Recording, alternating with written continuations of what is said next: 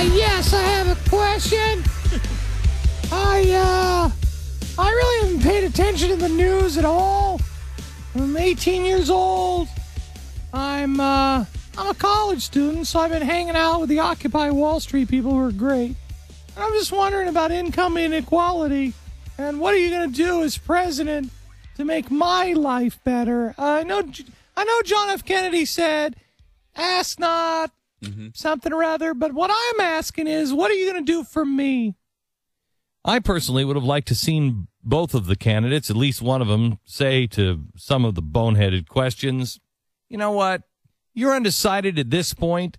It's the most important election of possibly our nation's history since 1860.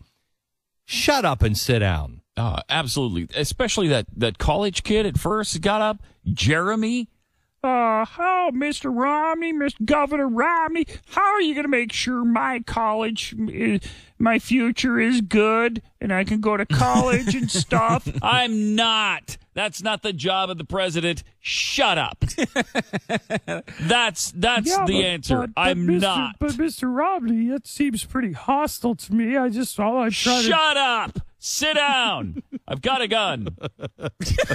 You're threatening Jeremy? The president is safe, but Jeremy, mine's not settled on you. No, you're in peril. You're in serious peril. Shut up and sit down. I don't know who raised you, but they raised you all wrong. What did Jeremy do to deserve this? Asked an asinine question. Yeah, I'll tell you about the Lily Ledbetter thing.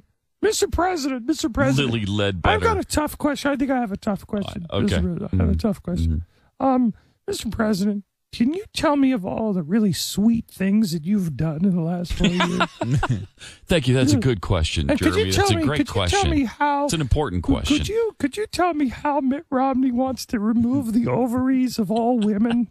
Could you do that, please? It's a good. Thank you for asking that question, Jeremy. Hang on. I just got a note from your wife. She would like to know if you would just say how good you are in bed. Could you just... If I were to describe your administration as sugar and spice and everything blank, what would you say? I mean, what? The question. Oh, I got another... Wait, I got a question. Governor Romney, could you please lay out in an algebraic formula 3 different algebraic formulas of why you're not evil? That's what it was like. Yeah, it was. The college kid wants to know how he's going to make college and jobs for him happen and make his future good. The college girl wanted to know about the Lily Ledbetter Act. Income inequality. Is that one of the issues we're really worried about right now? Really? And I love this. Candy Crowley, she jumps in. Governor Romney, you didn't really even address how you want to have people self-deport. You got to go back to that, please. I don't think you answered the question. And then when Barack Obama gives one of the most incredible answers I've ever heard, America, here's the good news. Mitt Romney won. I'll tell you why here in a second. Mitt Romney won. He won. He's going to win and be the president of the United States. Mm-hmm. He's going to. Mm-hmm. Now, here's the amazing thing. As he was asking about gas prices, did anybody notice what the president really said? Well, let me tell you something. You know why why you were paying $1.87? You were paying $1.87 because the economy was tubed. It was a global recession. So a follow-up here, Mr. President. What you're saying is, unless we're in a depression, we will never see $1.87 gallon gasoline ever again. Missed opportunity. That's what he said. Yeah. He said the only reason why we had that, which goes to the question that he was avoiding on Stephen Chu. Stephen Chu is the energy secretary, and Stephen Chu is the one who said we should have European-style gas prices in America. That's what the president was laying the foundation for last night. Look, the only reason why you had $1.87 gas is because the global economy was so bad. Which is weird because it was under $1 during the dot-com boom. What? Yeah, in the late 90s under wonderful President Bill Clinton. 99 cents is not under $1. Are you sure? Because I'm positive. Excuse me? I am positive, sir. Like Candy Crowley.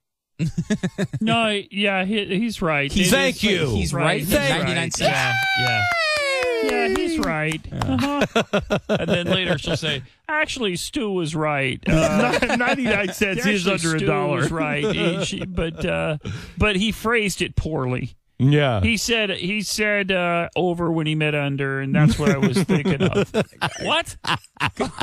It was a bizarre. I've never seen this. Is Crazy. this is watching Frazier and Ali, and all of a sudden somebody's down on the mat and starts to get up. Ali starts to get up, and the ref just goes, boom, you're down. 1, 2, 3, boom, get back down on the carpet. I've never seen anything like it. I wasn't as negative on her at that moment as everybody else seems to be, and I know you were also the one who was like, "Oh, George, Barack Obama's going to win."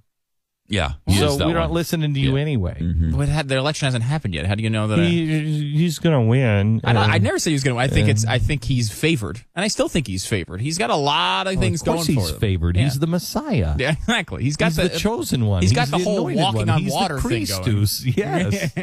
But I mean, I will say the problem I had with Crowley last night was not necessarily that moment, because even in that moment, she did say, even in that moment, basically, like, he did say those words, act of terror. However, Mr. Romney, you are correct that it took weeks before they actually outlined it. She said it on the debate stage. No one paid attention to it. Let me say the damage had already been done on that. Let me say she said it immediately after. Yeah, they started clapping. I know. Let me say this about that. Mm-hmm. Let me be very clear. What I've said in the past is that if you want to know what the definition of is, then we should go back to the Clinton administration.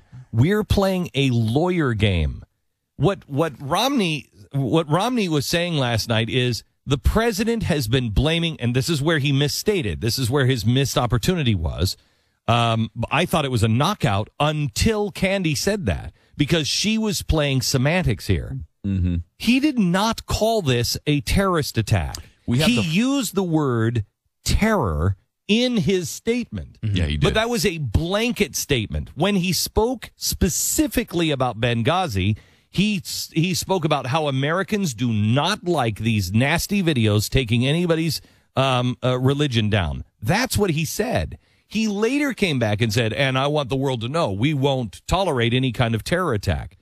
And you know this to be true on the spirit of it, because it took him, 9 days, 13 days? 14 days before he came out and said it was terror. And CNN, their own story, the headline is 14 days later. I think it was 12 in that one story. It was the first time they Give said me the it. headline. It's going to give me 1 second to track it down. I just read it this morning. Oh, was it the 21st? The 21st, yes. Maybe it was 10 days, 11 days, whatever. Yeah. It doesn't matter. If you include the 11th 7 itself. days, 4 days. I know. It was a long time later.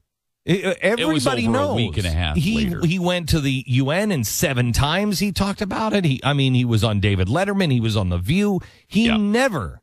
I mean, he's still saying that Fort Hood was a workplace shooting. Workplace incident. Mm-hmm. Okay, headline. I'm waiting for it to load. My internet is not working at the moment. It's no big deal. We're just an internet company. This happens at Google. Yeah, it is. I know. Happens at Google. People keep sending me the link. The White House, for the first time Thursday, declared the attack that killed Stevens and 3 other people a terrorist attack. That was on the 20th. Okay, read that again. The White House, for the first time Thursday, declared that the attack killed Stevens and 3 other people at a terrorist attack. 9/21. Candy Crowley, what are you talking about? Your own network says for the first time. Yes, he technically said the word terror. Yeah, he said acts of terror in there. And it was in the same paragraph, and it was the preceding sentence where he was talking about Libya. It's a case that's easy for him to make. And my problem with Romney on that one is that look, he says, no acts of terror will ever shake the resolve of this great nation. The next sentence is, today we mourn 4 more Americans who represent the best of So he's clearly America. talking about something else.